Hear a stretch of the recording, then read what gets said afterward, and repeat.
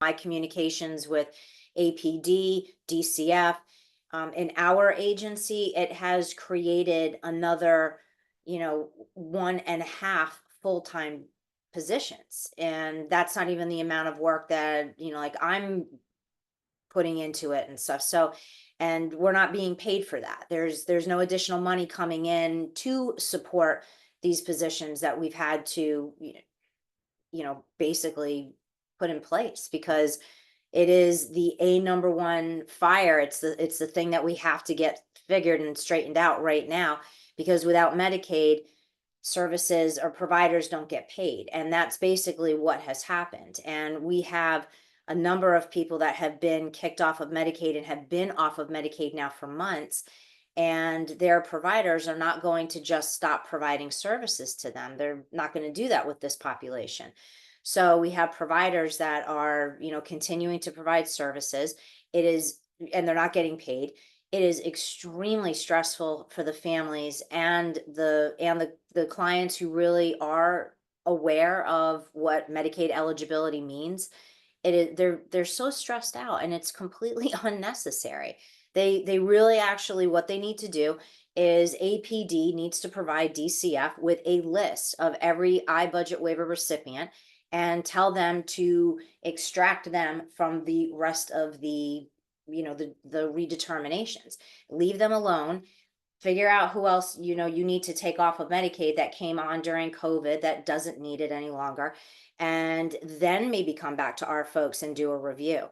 But, at this point, and I've spoken to enough supervisors at DCF, I've spoken to enough workers at DCF to know that what the problem is that since our folks, the 36,000 is being mixed in with millions of people, they're kind of doing this revolving, rotation, I guess you can call it, of when they do get a review or somebody's time is up, they just kind of put them in this rotation, and they have family track workers who really don't have any idea of what an budget waiver recipient is. And they usually deal with, food stamps and other type of DCF programs, but they don't understand what an APD consumer is or an budget waiver recipient, because there's so few of them. There's less than 36,000 in millions and millions of people. And so they don't know what they're approving. So, yes, we might get somebody's Medicaid reinstated. The problem is that they're putting them on the wrong Medicaid program. There's a ton of Medicaid programs out there, but there's only a few that are compatible with the budget waiver. So if they put them on an incorrect, Medicaid program, then it still, doesn't work. And I compiled something this past weekend. It took me hours to put it together, but it was just one particular person's case, and I got the guardian's permission. And I put it, it's about, I think, around like 25 to 30 pages or so. And it starts off with basically her picture, and she's holding her cat. And this is a woman that, she has Down syndrome, and she has no family. She has absolutely no natural supports whatsoever. And she is completely reliant on the providers that have been working with her for years. They're not going to just, abandon her, but she lives in the community with a roommate and a live-in care provider and a supported living coach. And she goes to a day program, and she has transportation, real basic stuff. And nobody's getting paid. And I, started off by trying to, really bring that this is a person. This is not a PIN number, a Medicaid number, an iConnect number. This is who we're talking about. And I basically typed out what it is, all the things that we've gone through, and then I showcased basically what it shows in the Medicaid portal since February was the last time that she had Medicaid, and the Medicaid that she had was protected Medicaid for disabled adult children. And when you have protected Medicaid, that's, you shouldn't be taken off of that. And from all the months after that, starting March, she was put on family planning Medicaid. That is a very specific Medicaid program. It is for, women or girls, females, for family planning for pregnancy and stuff. She's in her late 40s. and she has Down syndrome. She is not planning on having a family, and we can't get it corrected. And then the other part of that, so I put all the Medicaid screens in there, and then I also put in there to show that in the iConnect system, which is the system that we use, or we have to use with APD, that all of those months actually show that she does have waiver Medicaid when she doesn't. So those system, the iConnect system and the Medicaid system are not communicating with each other appropriately. And also just the DCF inquiries that I've done, explaining and asking to have this corrected, and it still hasn't been done. We have filed a fair hearing at this point. And we get the notice and it says, it's August, 15th that they have it, or 13th that they had it stamped. The hearing isn't until the end of September. So it's like, we've got that whole, anyway, we've actually asked for help again from the senator's office. We thought that we had, established her correct Medicaid a couple of months ago, and then it didn't happen. And it's just, and we have like a ton of other people that we're dealing with at the same time. And in just our agency, we had another 8 people that dropped off this month. We had 3 folks that transferred into our agency without Medicaid. And my last communication with the Senate President's office about this, and they had already looked into it after our first meeting, was that there were that they had been told that it was about only 1% of the clients that had been dropped off of Medicaid, which is completely not true, not accurate at all. It's much higher than that. And even if it is 1% of 36,000 is 360 people. That's that still is not okay. Nobody should be getting dropped off of it if you are on this program. And I mean, there's other programs in the state of Florida that people really need their Medicaid, but I am not familiar with all of everything that they have going on in those other programs, but I am with this one.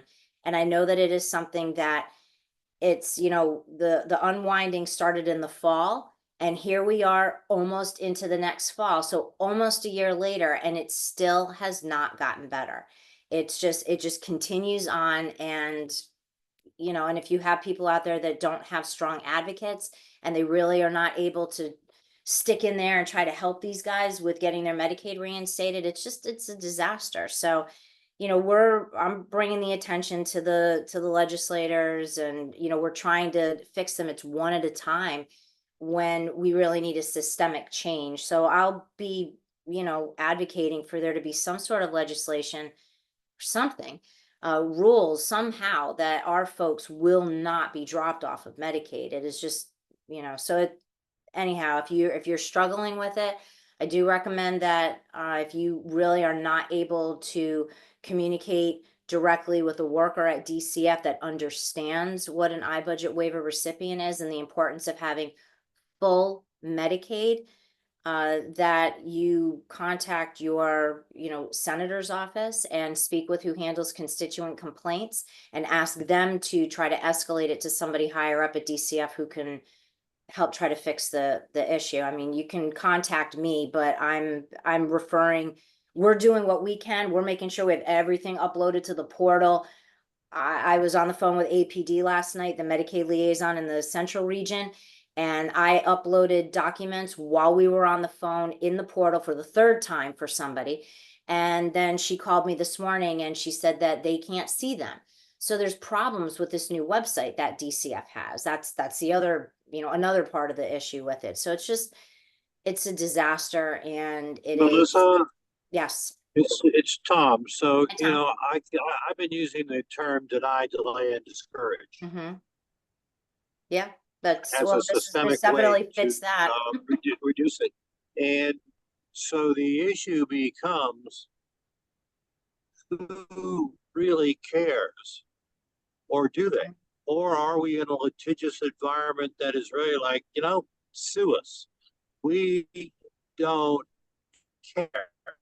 Well, that needs Well, to be clarified, Tom, because you're the, breaking the up. actions would appear to me, the actions would appear that either they can't or they won't. Well, the And, people that can fix it, and, I mean, APD should be advocating for this to be fixed on a large scale. And the folks at DCF who can take care of it, yeah, maybe you're right, Tom, like that they don't care, but at least, I mean, I do really feel that there's legislators that I've been in contact with that do care, and they do want to see some changes, and they don't want people being dropped off, and it's causing a lot of, just, like I said, stress, worry, concern, and then But if the providers systems not aren't getting paid. functioning, if the What's that? systems aren't if the systems don't function, then the match doesn't have to be drawn down and the dollars don't get utilized, and the 800 million that got turned over for the last couple of years is being repeated right now at even a better, more sophisticated, higher level. And so the we got going on in Jacksonville right now, the class action lawsuit for all the people that were thrown off unappropriately in the unwinding. Mm-hmm. And, so I have nothing but the utmost respect of how frustrating, disappointing, and unbelievable this experience is for you as a professional that's intended to help people. And I absolutely feel your pain, because you actually do care. You are talking about human beings in human services. And so the issue is seems to be a lack of any true urgency. And So, so are the Hope Navigators going to provide us some hope here? well, the hope with our group, and I missed this in the beginning. This part's really important. And then Margaret's been patient. She raised her hand. The mission of our group. So the mission of our group, this is for those of you who are new here. We are, oh wait, hold on. Let me read it officially because I want to make sure I get it right, because this is important. Our mission is to unite families in every county, fostering personal connection with our local legislators through sharing our compelling personal stories. So this topic, whether it's hitting your family now, there really isn't a guarantee that it won't in the future. I would be devastated if the services my kids have got turned off because they got bumped off to some fluke error. And it's a really easy way to connect with your legislator, because there's a ton of stories in the media. Melissa has a 25-page case. The more that they hear, obviously the Senate President's office has heard it, but your local legislators, where you live, they need to hear our concerns. This is a very big and valid concern. And it's an easy, simple task. It doesn't take a whole lot of our time and energy, but this group really is about action. And this is a perfect touch point. Contact your local legislator. And if you have any issues knowing how to do that, if you're new here, please reach out to us. You can message in the chat and we'll help get you connected, because we're right in the beginning of them starting to formulate their ideas of what's happening in this upcoming session. And this is a big issue we've got here in Florida. So we're gonna finish out with Margaret, and then we're gonna move on to our next topic in the sake of time. So thank you, Stephanie. I just wanted to say that, in all my years doing this has been the hardest to reach not legislature, but agencies that, as far as trying to get information from them that I've run across. And they're either not answering my emails or putting something that's very generic in it, or in some cases referring a public records request. And it really bothers me. So it really emphasizes the fact that really getting legislators to ask, and they're even giving some of those folks information that doesn't seem to be correct. And they're even saying to the press, there really isn't a problem. If you've been reading some of the articles that are coming out. But I've certainly heard enough stories and heard enough numbers to know that it is a problem. I went on a federal website today. I don't know if it's federal, but it's national. And it says that Florida's unwinding ended at the end of April of this year. So I don't know if what we're seeing is fallout from that, or if that was faulty information. But I'm trying to find out if the unwinding has officially stopped. Does anyone know that?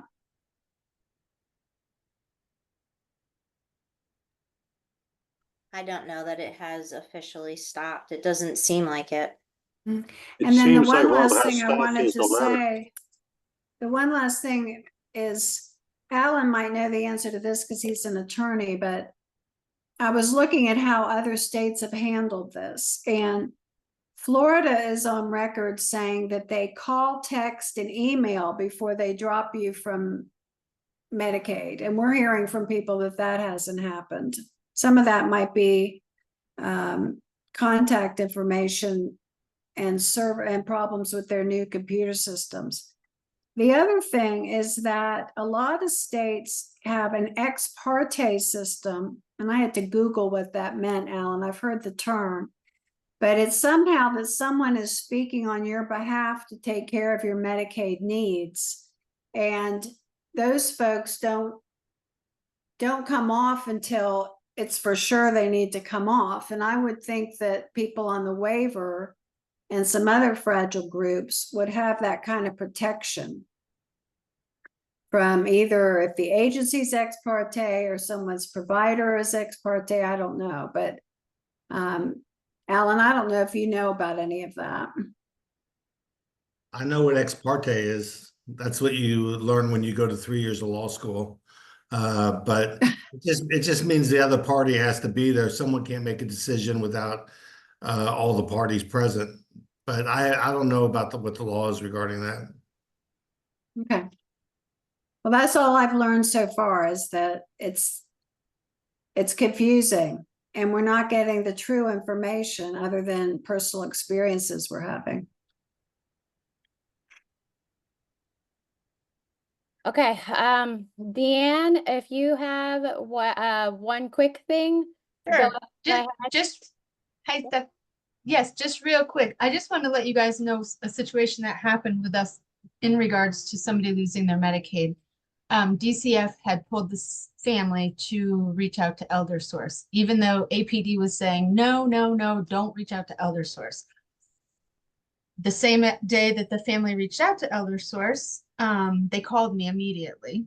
And the woman asked me what was going on. She said, typically we don't deal with anybody under the age of 60. Of course, I unloaded and told her what was going on.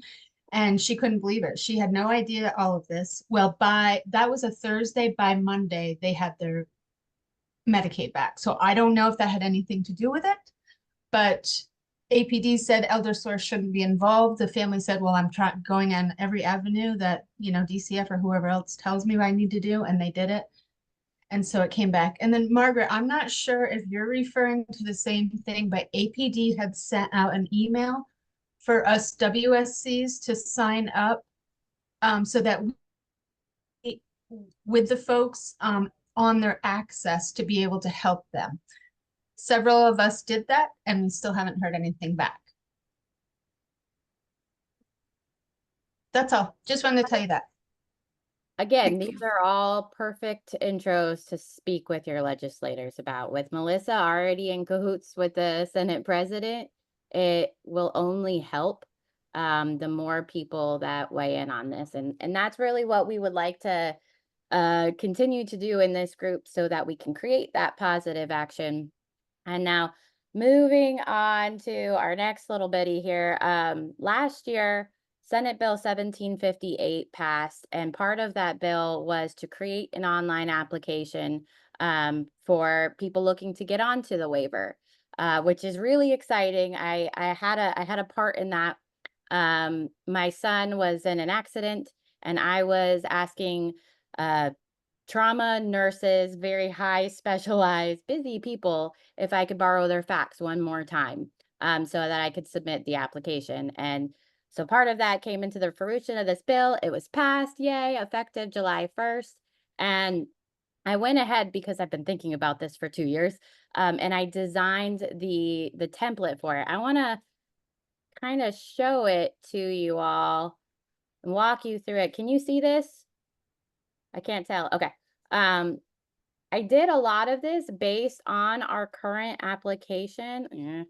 like what the requirements are, and also how DCF, they improve their SNAP benefits, their website. So the idea would be you could create an account. So if you don't have time to finish the application, you can come back, and then it'll give a rundown of what to expect and little easy navigation buttons, like this is where you go to start. And this will be a follow through, so you know what section you're on and where to complete it. And this is all stuff from our current application. So this has, you know, language preferences so that it's available. Not everybody with a disability speaks English. The disabilities do not discriminate. And then your basic input information. Moving on. Documentation. So one of the things that I found really frustrating when I was doing our application is like not knowing what to upload. So this way your driver's license goes here, your residency proof, same thing down here. This got real complicated with their form. I believe that might be not part of the application anymore, but I'll go into that in a second. I'm going to do this real quick because this isn't the total purpose of this. So in every step, it'll have a completed, so everyone knows where they're at in the application. And if ever there's a time where you don't fill in something in properly, you'll get an alert. Is the whole point of this is to make it as easy on the user as possible, so that at least your very first step in the door into the agency isn't a frustrating one. And then you go to the end and hit sign and submit. That's your electronic signature with all their stuff. And this is the part I was really excited about. I finished my application. Cool. There's a confirmation. There's an application number. You're going to get this application sent to you. This is what I was hoping I was going to run into when I applied for the APD, but that's not what happened. So I had this really cool meet Fate in Family Cafe when we went, and I had the opportunity to meet the director of communications, who through several meetings set up a meeting with Taylor Hatch. And we met yesterday with Taylor. Her name's Loli is what I call it, Vargas. She's communications. And then I believe the girl's name is Catherine, who's the head of strategic planning. And I wanted that they have my design template, and I thought we were going to have this meeting to just go over it, what they thought, and where we were going to go next. So,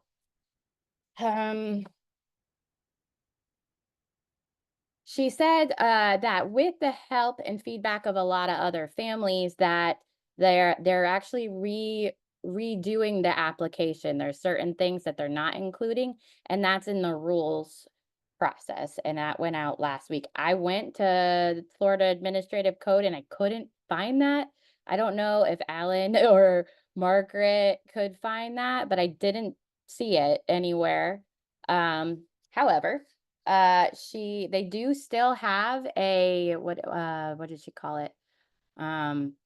They have an application already together that they have, like a promo, you know, like a little mini demo of the application that she is expecting to roll out in phases. So the first phase is expected to go out mid-fall. So there will be an online application approximately in mid-fall. And one of the things she said, the two themes that they're focusing on this year is the right services at the right time and to keep it simple. So when someone calls or reaches out to the APD through their online portal, their experience should be as streamlined and simplistic as possible. That sounds nice. And I was extremely hyper-focused on this application getting done. I heard mid-fall, they've got something. They said that they want to continue to meet with me and go back and forth on what it looks like so that it gets out on time. I will say one of the things I did appreciate is words or whatever. Taylor did say, it means a lot more that you had such a tough entrance into our program and that you're still providing the feedback. and we really appreciate that. So take that for what it is. I did appreciate that because it is hard when you have gone through something that hasn't worked to be like, okay, let me continue to help you. But that always helps. So I thought this was all we were going to be talking about, and she went into several other things that I want to share with you to think about, so that you can offer that feedback. But they're going to be doing an entire website redesign. So if you are on the APD website anytime recently and you see some things you think could be improved on flow and function, and I would go ahead and give that feedback because that is what they're working on right now. Materials and collateral. So like a week before we had another meeting, I'm going to go back to sharing. Meh. Oh, good. It does it just like this. Okay. Can you see this other screen? Is that a yes? Okay. So they're redoing all their marketing material, and they had one for CDC Plus, and they asked for my feedback, and a lot of this is my redesign. So this is really I think more helpful. I don't know how much palm cards are really the way of today, but they are trying to do at least update their marketing. So if you have marketing material from the APD that's outdated, I don't know how to get out of this. That would be another area for you to weigh in on. And then this one I found really interesting. I think it's because I have autism Collier, but she and a lot of others have said that they're really interested in it, and I don't remember the words, but autism specific data. So when we were talking about people on iBudget waiver, it's designed for the most severely affected. And she talked quite a bit about our GAP kids, our GAP individuals who may fall out of the iBudget services, but she's interested in obtaining and utilizing Florida specific data on autism to better tailor supports. So Florida specific data on autism is interesting. I have local Collier County specific data. If you have your area autism specific data, I'm not exactly sure what that means, but I'm going to come back and clarify. It looks like there is, well, I shouldn't say it looks like. I have been made aware that there is an autism package bill being put together. So I have not met on that. I don't know what that means. But if that's something where you feel like you've got some input, that's another touch point with your local legislators. And then what I really appreciated about her, she said, "What else?" So you say what else to me and I'm going to talk. So one of the things that I've been talking about for 2 years and I've been beating down doors on is the Family Care Council. Family Care Council is a local advisory council to the Agency of Persons with Disabilities. We have a ESE special needs advisory in our school system, and it's worked wonderfully. The intention of our family care councils were set to be operate the same way. And it's a perfect way to get the data from the people all across the state.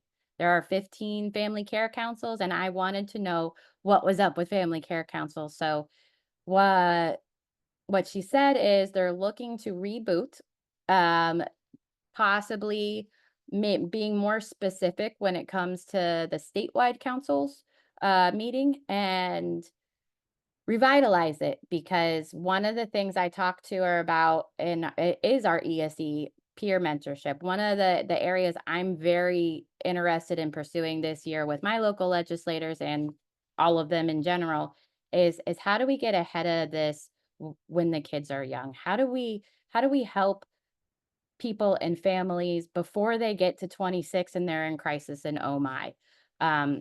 So our ESE department in the schools is doing a med waiver panel next month so that families can have that information way before the age of 17. I mean, I can't I feel like I do this full time and have for the last 2 years, and I still don't understand most of the things going on. So the more touch points we have, the younger the families are, the less likely that they're going to need the amount of supports later in life. The earlier we can get intervention, no matter what the, what the disability is, it just makes sense. And if we do really have a heart to help, then that will be everyone's objective. So we talked about that. And then she did tell me, and I didn't quite understand this, the business unique abilities through the Department of Commerce. Somebody help me because I butchered that, but it's an employment initiative through the Department of Commerce that's been transferred over to the APD. So she's interested in developing that so they can really work on employment workforce training.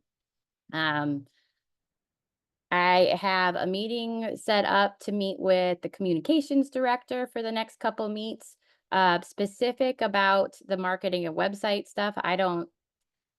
I wasn't expecting the rest of this conversation to happen, but it was a really good meeting. I did feel like I had the opportunity to be me, to spit my truth and not to be dismissed. So we'll see.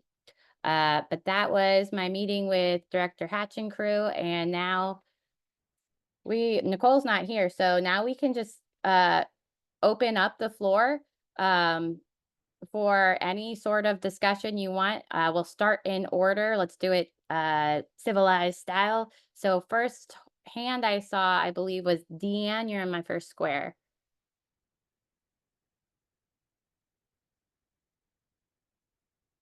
All right, we'll come back to Deanne because I'm not sure. No, sorry, I just didn't put it down before. I'm sorry. Yeah, Stephanie. that Sorry. happens. Thank you. Margaret, your hand. Yeah, I just wanted to say I sent you House Bill 173. I think that was done in 2021. And that's the bill that directs DOE to make sure there's information on what agencies have to, the information that parents should get when their child turns 12 on how to make a successful transition, and APD is included in that. So I would start there, because what some school districts are trying to get away with is handing them a 2-paragraph information thing that really doesn't tell you what to do. So I just thought that'd be a good place to start. That's what happened at my last IEP, and they know that I'm like, this is what I do, and I got a 1-page thing about APD and voc rehab. So yeah, that would be helpful. Let's see, Sandy. Hey, Sandy, how are you?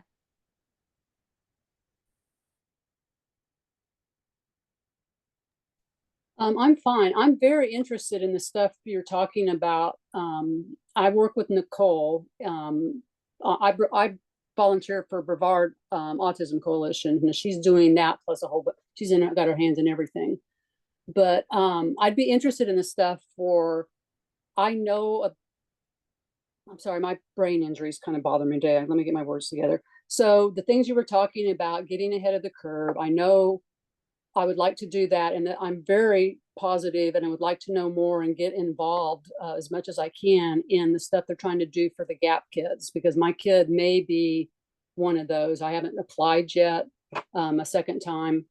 So I'd be interested in advocating and getting involved. I'll do research. I've got a lot of research. I've got research that shows what happens at kids with executive function.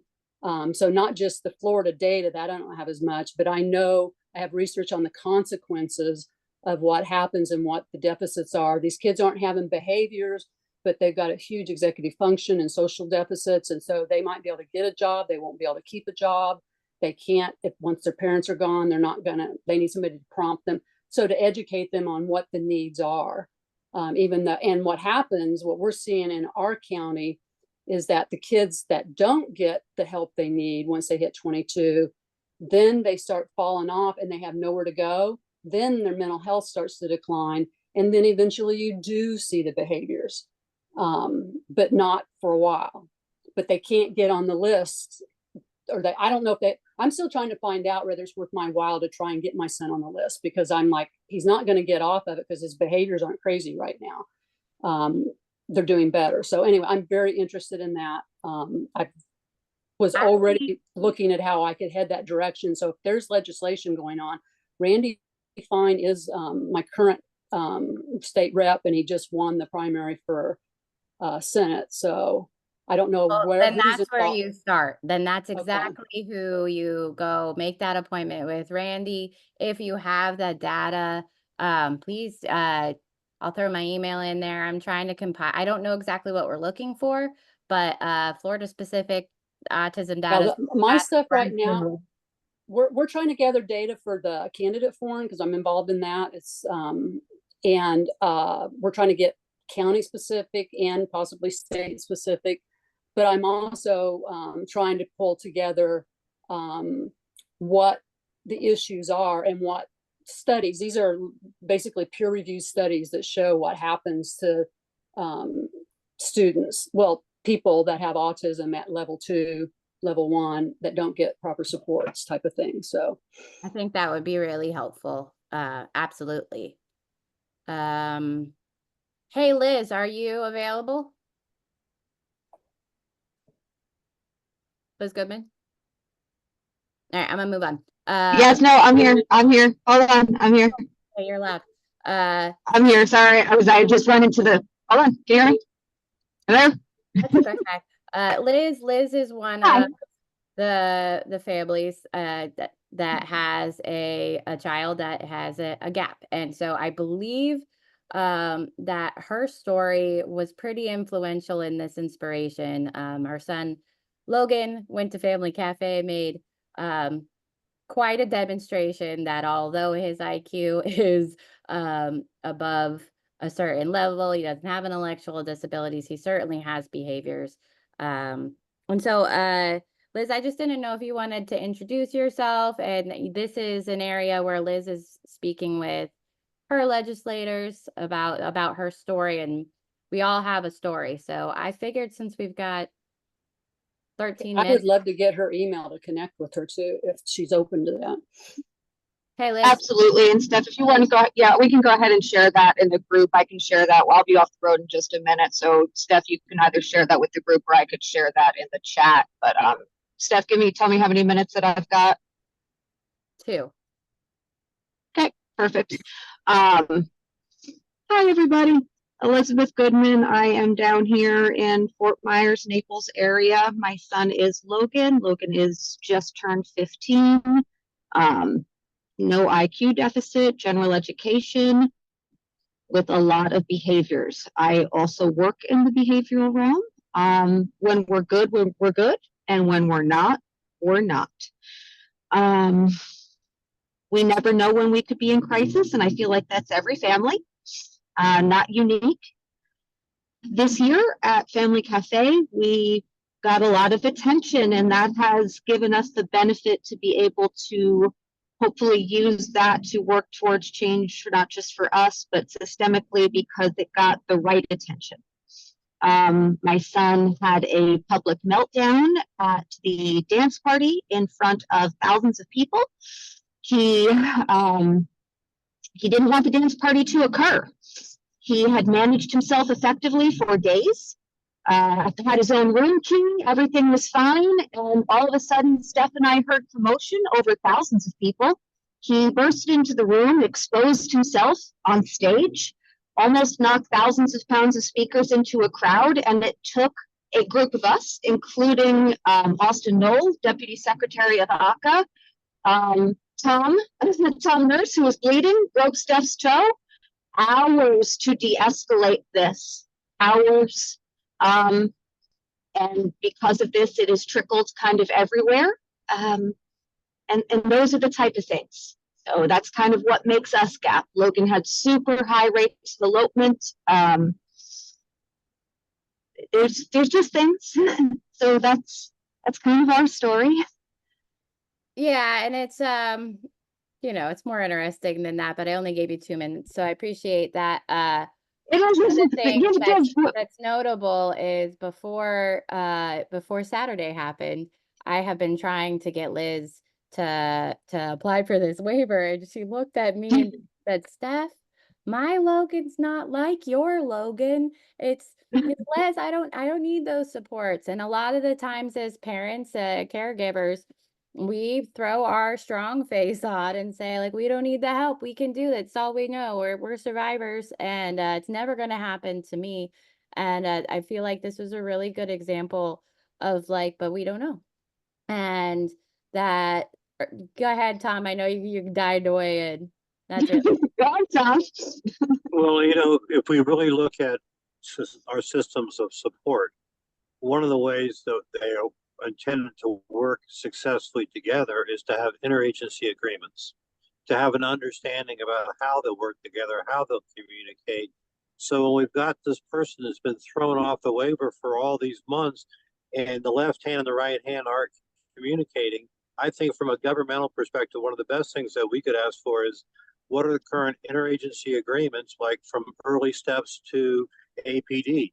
In the transition process, there is supposed to be a systemic process of movement from school to adulthood that's supposed to have been identified years of dialogue, and that's not happening. So that's my point. Thanks, Tom. All right. I think Amanda's got her. Amanda, is your hand up? It is. Go ahead. Hi. So I wanted to go back real quick to the meetings with APD.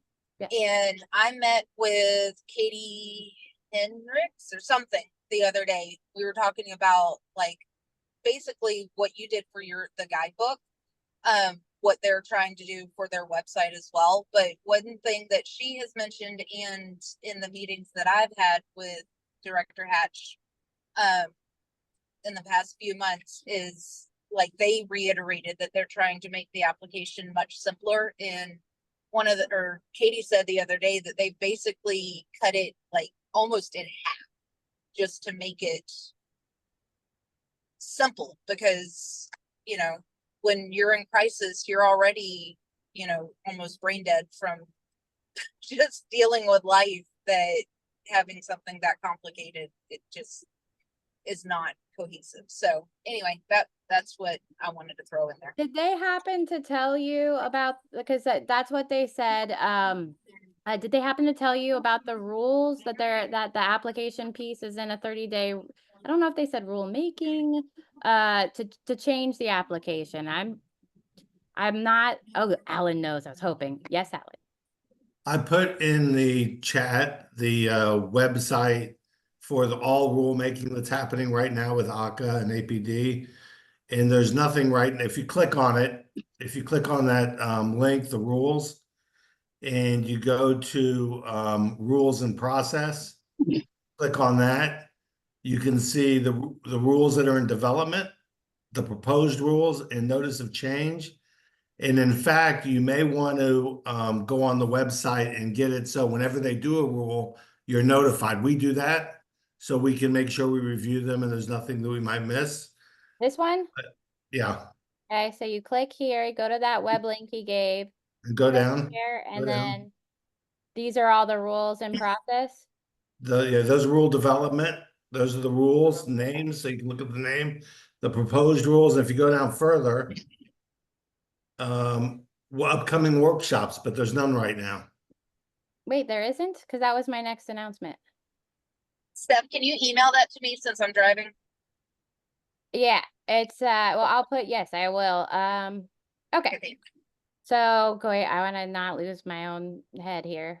I don't see it in the chat. Can you email that to me too, Steph? It's it's in the chat under AA. Okay. Oh, I got it. I can access this anyway. I got it now. Yeah, that's really helpful, because it's not just the, when we get into a session and we're looking at bill text, but it's also the rules process. And there's an option a lot of the time, or I'm going to speak out of my depth here, but I've done a lot of comments onto rules as they've come in, and no one does that. So if we could figure out between the group of us how to, if you see something where there's public comment, please go on there, and your input really does make it's public. So it's important to document your thoughts and feelings, and that's how we help be a part of change. Margaret?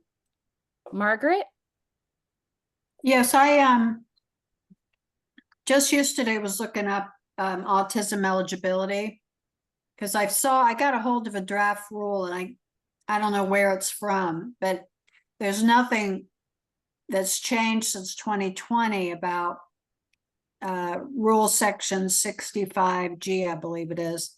And I'm going to send you the whole rule just so you'll have it. Thank you.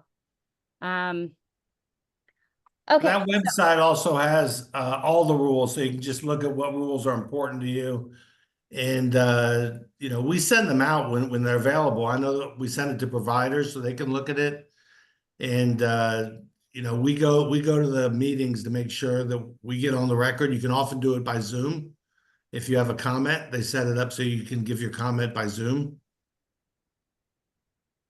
And chapter 120 is the rulemaking procedures, and it's really an important part of our for the people, by the people, is to participate in rulemaking. And so one of the things that we need to be cautious of is the unwritten rules, the rules that are implemented but not formalized yet. And that can happen quite frequently, and there is a history of that occurrence in the past. So like the application, the process is by rule. And until the rule changes, that is the process. But historically, we're going to change it. So we're going to make this whole website that is not yet authorized to be able to actually be in compliance with the current rule, because we're working towards the new rule, but nobody knows about it. So we need to be able to have the engagement and the processes of for the people, by the people, is what chapter 120 is intended to do. And that's the rulemaking process. Okie dokes. That does, I'm excited about all of you who know more, but it does feel like it goes over my head a little. I just want to talk to Alan, and then we're going to end this group hug. I wanted to mention on a high note, we went through the budget to see what appropriation was aligned with how many people coming off the wait list. And the total number in those appropriation aligned with each of these numbers is 2,619. That's really huge. And the way they did it, and I'll just mention this real quick, 921 are going to come from category 1 and 2. 557 from category 3, 4, 5, 6. 230 from the siblings from the other categories. 910 from the pilot, and that's 2,619. So that's real positive. I don't think we've ever had something that good, but we need to keep talking about that, because it's one thing for the legislature to pass laws. They want to know if what happens, it's executed. Mm-hmm. And I think we always talk about these numbers all through next year, because I would hate for the end of the year to get there and only like 400 or 500 got on the waiver. This is an opportunity for us to get a lot of people on the waiver. Thank you. The last thing I wanted to leave everyone with is August 28th. I believe that's next Thursday. There is a interagency work group meeting if you feel so compelled. I've sat in on a couple of them, but this is all the agencies getting together around the table. I think Alan has a seat in the work group. And when I talked to Director Hatch about more family involvement, I expressed that there should be families at this table, and she did give a warm welcome for all of us to log on to their meeting next Thursday. Their agenda is on the website, and I have that information in a link here. I will also make sure that all of this stuff is on our Facebook page. If there are any families who want to help Melissa out with the emails going out, as you noticed, she's already doing a whole bunch of unpaid work. I am stretched as thin as possible, and I know I've slacked on email. So if you're not on the Facebook, we could really use help getting this information over to our email friends and expanding our group, because the idea is we want as many voices to speak so that actual big change can happen in Florida. So because of the interest of time, you guys all met with us on Friday afternoon. Thank you so much. We're going to do this again in 2 Fridays. Have a good weekend. Did you post the link to join the meeting you talked about, the interagency meeting? The one I said 15 seconds ago? No, I was Yes. going to let you guys say goodbye. So while I stall and look that up. So And I just wanted to say one thing, just remind, like, we did, that meeting, that kind of almost little private delegation meeting with Buchanan in Sarasota County. And if we can duplicate those around the state, it's a lot easier for a legislator to come visit their constituents, a group of our folks. And especially since they, have that heart to help, they need to be educated, and having us thinking about those meetings. And they are having, the delegations are starting up again, but when you go there, you get like, 3 minutes, you're standing there, there's a whole bunch of other, subjects and topics being discussed at those delegations. But if we can get the representatives to come to different places in their counties that they serve, and like Alan had said, he had offered, if there's an ARC chapter in that town, that, the big issue is the space. I think that if we build it, they will come. What legislator is going to say no to coming over to this, facility to meet with their constituents in their areas, their county, with developmental disabilities and their family? That would be political suicide for them to do something like that anyway. But they need to get to know our folks, and having these one-on-one meetings, going in the office for 15-20 minutes, that's fair. That's a lot of time on their end, just if you stack up those amount of meetings. But also it's difficult for our folks, our families, to get to them.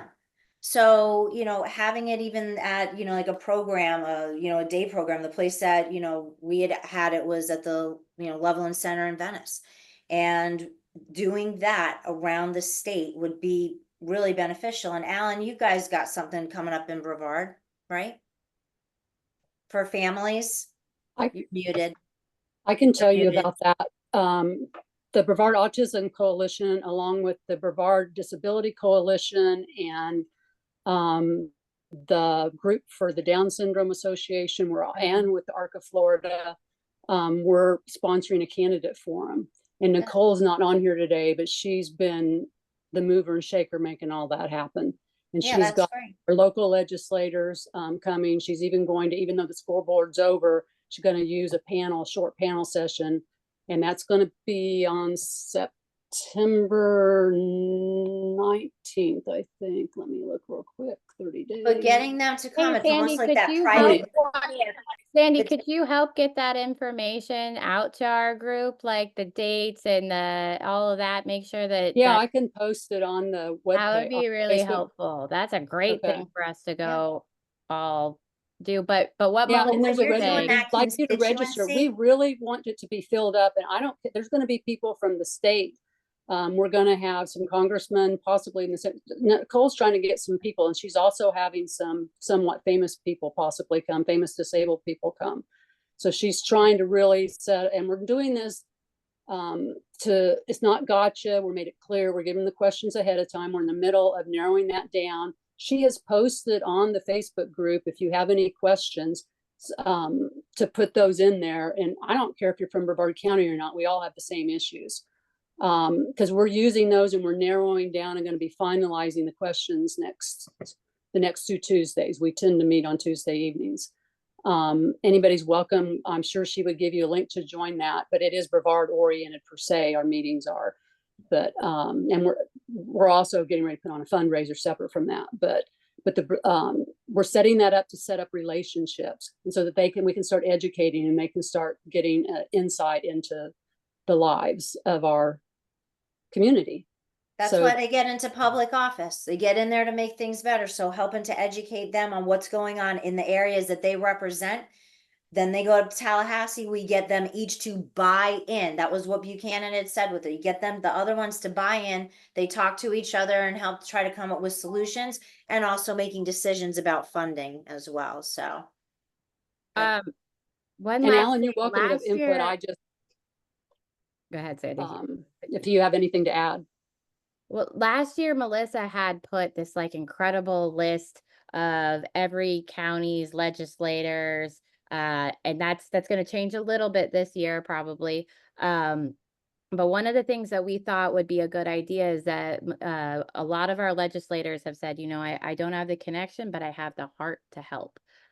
So we would like to create a heart to help scorecard, if you will, legislators that have expressed their desire, that those are ones we can build upon. And also it would be a good opportunity to say, hey, these legislators have the heart to help, and we want to know, would you like to have the heart to help to your freshman incoming legislators?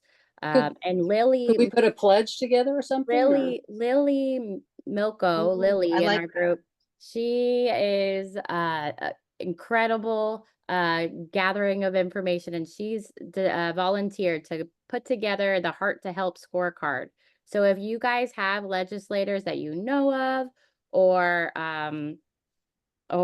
information on that, like, that's a stinking awesome thing. We've been trying to get together for a year, and Lily said, I'll do it, I'll get it. So really, we gave a ton of information, and if you're new today, please don't be overwhelmed. We do this every 2 weeks. We talk on Facebook in between. Melissa does a great job of announcing our meetings in email. So if you don't have connection to us in any way, please reach out. I put my email in there. I believe Melissa's in there. I put the Facebook group on there.